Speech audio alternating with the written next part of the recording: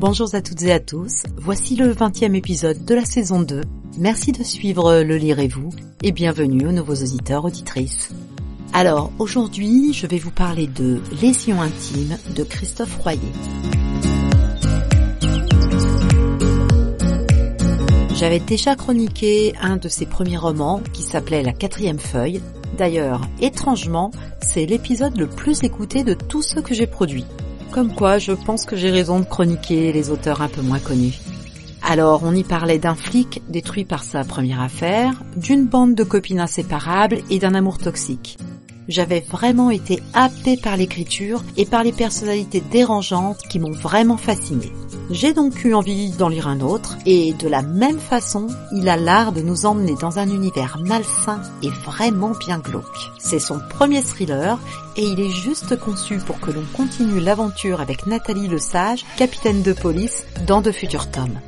Dans Lésions intimes, on va passer par des parties fines, du sadomasochisme, de la pédophilie, mais sans que ça tombe jamais dans le voyeurisme ou dans le trop. Une amnésie de Nathalie concernant son enfance, une voix qui lui parle dans sa tête après un mauvais coup lors d'une interpellation ratée. Moi, j'ai littéralement dévoré ce thriller, c'est bien violent, c'est bien horrible, c'est à en avoir le cœur au bord des lèvres parfois. Et moi, c'est ce que j'aime chez lui. Il a cette capacité à nous emmener loin, à explorer les plus bas tréfonds de l'humain, et ça fonctionne. Alors, je dirais que j'ai senti que c'était son premier thriller, j'ai senti qu'il y avait quelques hésitations parfois, mais ça marche vraiment. Ça m'a juste donné envie de lire le suivant, parce que oui, on a la chance qu'il y ait 2 autres aventures de la jolie jeune femme à ce jour. Alors, il va plaire à qui ce roman ? Eh bien, à ceux et celles qui ont le cœur bien accroché, à ceux et celles qui aiment le suspense, celui qui vous tient vraiment jusqu'au bout, à ceux et celles qui aiment les histoires vraies, parce que même si là, ça n'en est pas une, c'est tiré d'eux. On lui a même conseillé de retirer certains passages véridiques parce qu'ils étaient trop insoutenables.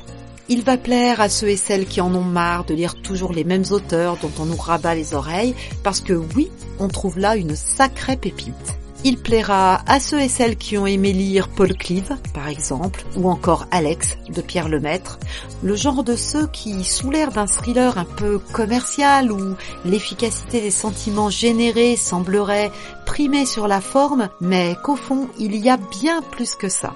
Sur ce, je vous laisse, moi, j'ai un tome 2 à attaquer. Lésions intimes de Christophe Royer est en poche aux éditions Tornada, parce que Tornada a pris le parti de sortir ses romans en poche pour un prix abordable, et vous le trouverez également en e-book. Si vous entendez ce message, c'est que vous avez écouté jusqu'au bout, et pour ça, merci du fond du cœur, j'espère qu'il vous a plu. Si c'est le cas, je vous invite à laisser un avis sur la plateforme où vous l'écoutez, et à partager l'épisode autour de vous. Prenez soin de vous, et je vous dis à la semaine prochaine. Ciao!